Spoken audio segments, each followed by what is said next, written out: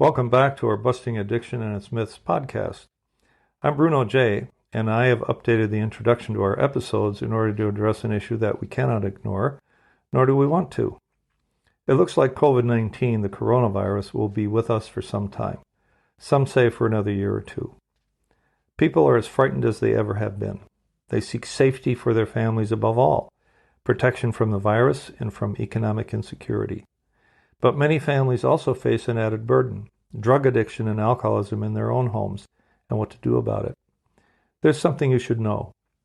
We, Safe House Rehab Thailand, were founded on the idea of safety. We hold on to the truth that clients deserve to come to a treatment clinic where they can at least feel safe and sound. Devoting ourselves to safety first gives us the firm foundation upon which everything else is constructed, hence our name, Safe House Rehab Thailand. Thailand has been recognized as one of the world's safest places to be during the pandemic. Further, we at Safe House have made the right adjustments so that clients and staff remain and feel safe and sound. Masks are mandatory, as is social distancing, mandatory hand cleaning, daily blood oximeter readings, which is an early warning measure, and if by chance anyone doesn't feel well, the local hospital in Bang Bung is only minutes away. My podcast, Busting Addiction and Its Myths, is dedicated to serving families of still suffering addicts and alcoholics by providing evidence-based advice and insight so that you can make a better informed decision on what to do and what not to do. We are sponsored by Safe House Rehab Thailand, dedicated to a modern approach to recovery, which means that we absolutely outperform traditional rehabs when it comes to diagnostics, technology, and aftercare. To learn how we can help, just visit safehouserehab.com, where we post the latest news, or send us an email at contact@safehouserehab.com.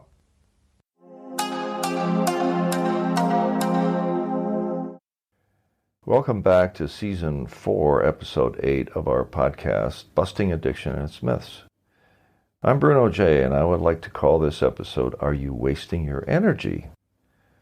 The tidal wave of addiction and alcoholism continues unabated, even though the substances involved are morphing.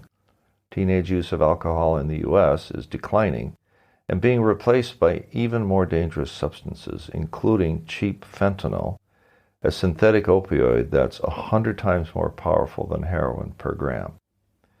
In the U.S., there are now more people dead from drug overdoses than die from car and truck SUV accidents. That's more than 30,000 lives a year. The sad number comes in at about 82 victims each and every day all year long. And it's not getting any better. One great organization that's worth checking out is called Shatterproof. That's shatterproof.org. They're very well run. I happen to have met the founder and spent some time with Gary Mendel. They are dedicated to educating the public on the nature of addiction, on the injustice of stigma, and on the need for treatment, not jail. The main mission is to promote legislation affecting addiction treatment and shaping medical curricula that will enable more physicians to diagnose and refer addicts to the right professionals and treatment centers. So why are we talking about this? The sad facts concerning the disastrous consequences of the opioid epidemic, made worse now by the coronavirus pandemic, point to the need for a more enlightened public attitude and more assertive approaches to prevention and treatment. And then there is the personal side of this dilemma. You as an individual, as just one person in the family, may be able to do absolutely nothing about your loved one's addiction, and you are wasting your energy trying to change your addict. But there are things you can do. You can help the cause by getting educated and supporting an organization like Shatterproof, and or getting in touch with your local mental health, county or city agency, and ask what an ordinary citizen could do. You'll be surprised at what is possible. I'll give you an example. I volunteered to run meetings in our local county jail. When I say run meetings, they already had them set up. They just needed a volunteer to help run the meetings. So this is the local county jail for male clients who are temporary guests of the state, as they say. I learned that a full 90% of the inmates who were there awaiting trial that were arrested in connection with an offense that was either directly or indirectly associated with drugs or alcohol. There are women in jail for nonviolent offenses who have become separated from their children, whose children are often taken from them to overstretched county authorities to deal with. There are all kinds of ways to help those affected by addictive disease, and without judging them too. We are the lucky ones if we're not in jail and reasonably healthy with some cash flow coming in. My sense of gratitude when I encounter those whose lives have been shattered by substance abuse reaches new heights every time I go even a little bit out of my way to help. There are also ways to help yourself because it's really about you, not about the addict or alcoholic. Allow me to explain. The following narrative is drawn largely from the book How Al-Anon Works, and it is so direct, the truth is undeniable. Each of our lives has been devastated by someone else's drinking and drug abuse. We cannot change that fact. We have been profoundly affected by the disease of alcoholism and drug abuse. Its effects continue to permeate our lives.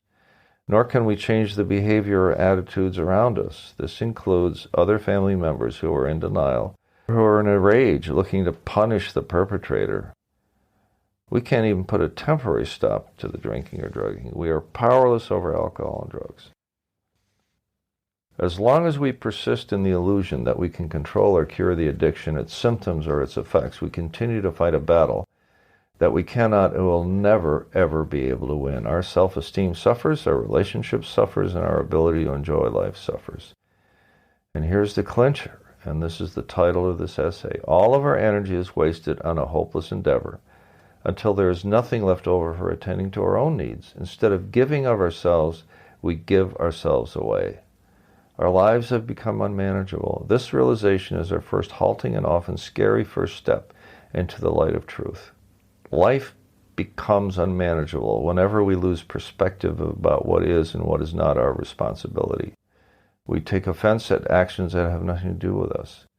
Fact is, addicts do what they do because that's what addicts do. They lie, they steal, they make promises that they break without even a hint of guilt.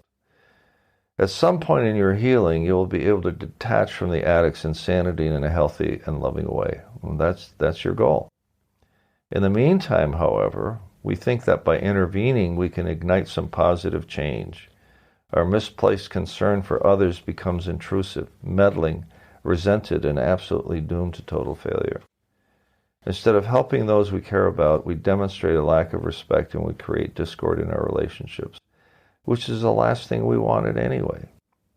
When our preoccupation with others distracts us from our own responsibilities to attend to our own physical, emotional, and spiritual health, we suffer, and needlessly so. By surrendering to a simple truth that we're completely, utterly powerless over someone else's addiction or alcoholism, we achieve the first of many victories that follow. Taking this first step allows a great weight to fall from our shoulders. We let go of the losing battle we've been waging. We are done with wasting our energy on an illusion.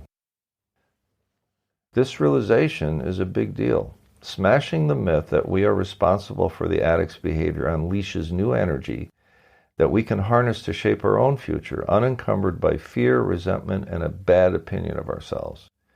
We no longer feel isolated. We meet people in the same boat who've seen the light and have conquered their fear and shame. We have discovered that there's a community of thousands of people drawn from every sector of society, for we know that addiction is an equal opportunity disease. It respects absolutely nothing, not education, nor social class, age, or race. And having been blessed with the gift of desperation, we step into the light and go on to help others who are in despair themselves. We are finally putting our energy to productive use instead of allowing it to fuel the illusion that we can, on our own, win a battle with an enemy over whom we have no power. We have learned that speaking for the family member who loves an addict, 1, addiction has had a far more powerful effect than we realized. It denied us any sense of normalcy and dealt out punishment that ironically we inflicted upon ourselves.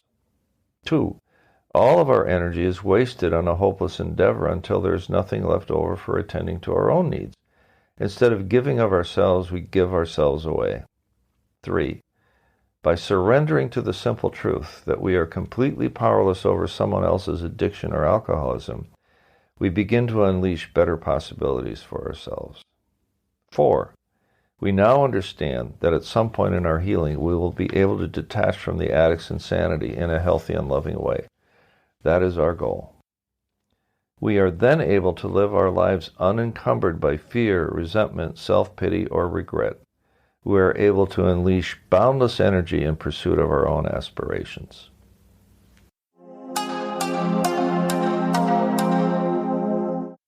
Thank you for tuning in today. It's my fervent hope we've given you new insight and new hope that will lighten your burden. For our hearts go out to all who suffer the effects of addictive disorder. Please give us your feedback at info@safehouserehab.com. By all means, ask us any question you like, and we'll answer on air if you will. And if you want to leave us your first name and city, we'll recognize you too, of course. This podcast is sponsored by safehouserehab.com, where we take a modern approach to recovery, something all families of those who suffer deserve. Tune in next week for more.